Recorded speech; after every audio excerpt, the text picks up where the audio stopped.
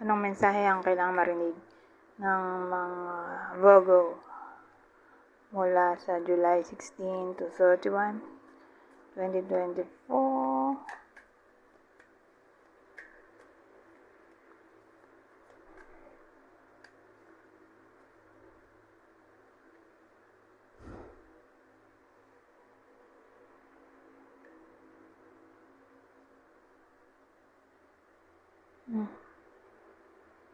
At ano to?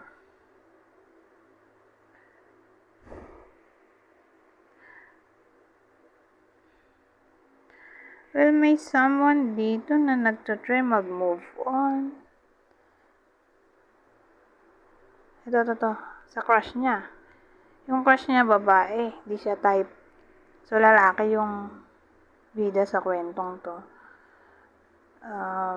Either lumayo yung lalaki sa babae, o yung babae lumayo sa kanya, o long distance relationship to, o connection. Malayo sila sa isa't isa, possible ganon. So, kunin nyo lang yung info na sa tingin nyo ipar sa inyo. Pero lalaki lang yung nagmo-move on dito. Kasi nga, feeling niya di siya type ng crush niya. O nabasted siya siguro. Pwede rin. O mababasted pa lang. So, sino yung possible crush ng Virgo dito? Regardless kung babae o lalaki nanonood.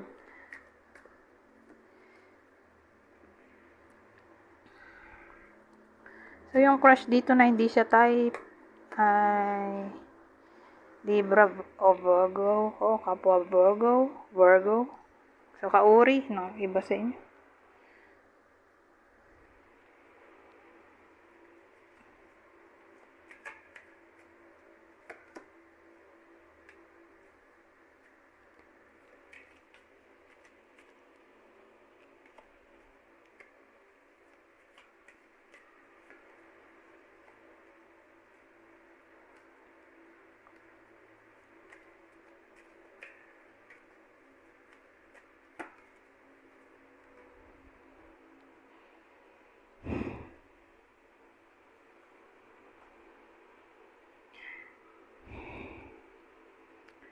Well,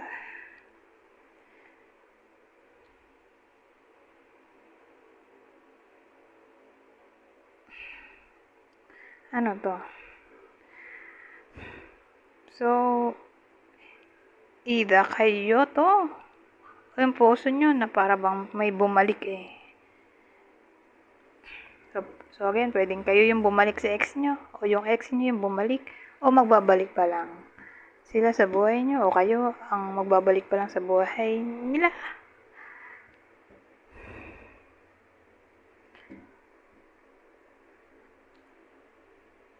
Kasi ang dating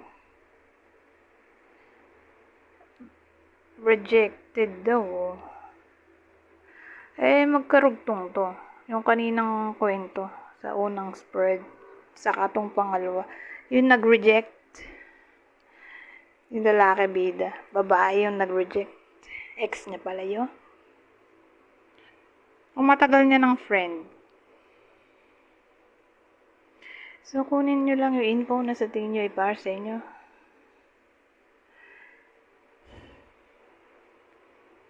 O childhood friend. Pwede rin ganon.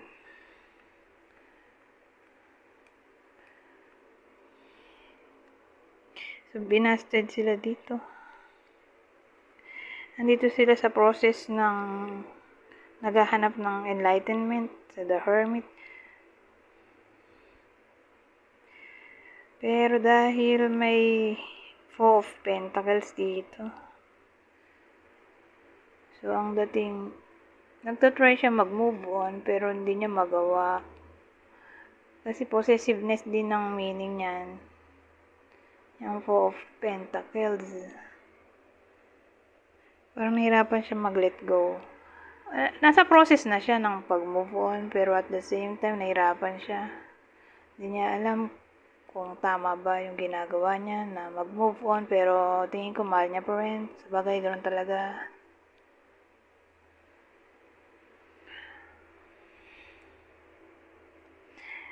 Mahirap mag-move on.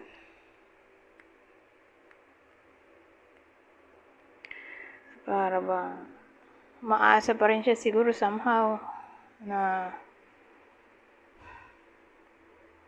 may iba pa ang isip nung crush niya o nung ex niya kasi parang di siya type. Parang nabasted siya dito.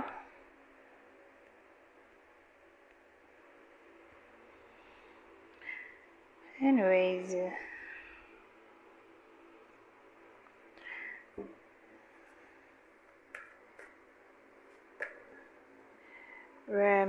remain positive. Listen to your intuition.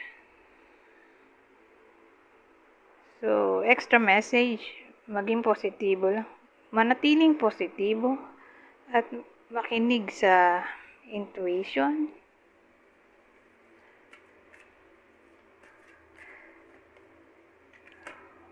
No need to worry, walang dapat ipangamba.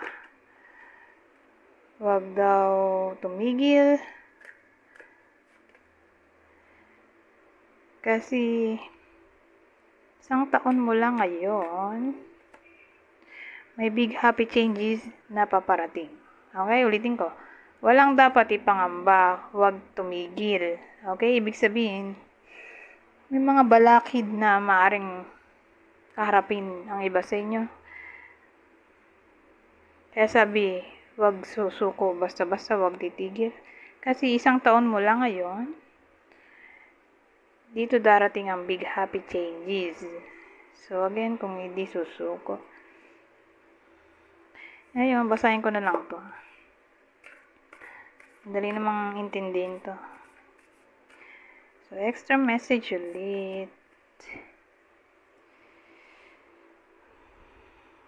Sabi dito, I find the deeper meaning and personal growth amid the discomfort.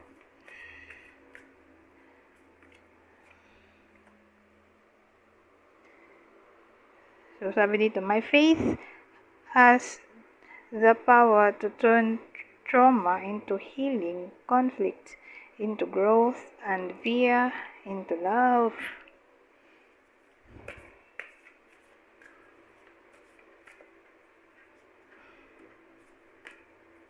My vibes speak louder than words.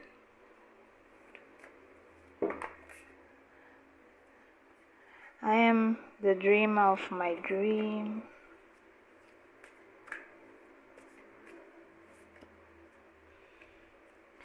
When I accept the love of the universe, when I accept the love of the universe as my primary teacher, I will always be guided back to the light. Ilan na to? 5 ba to?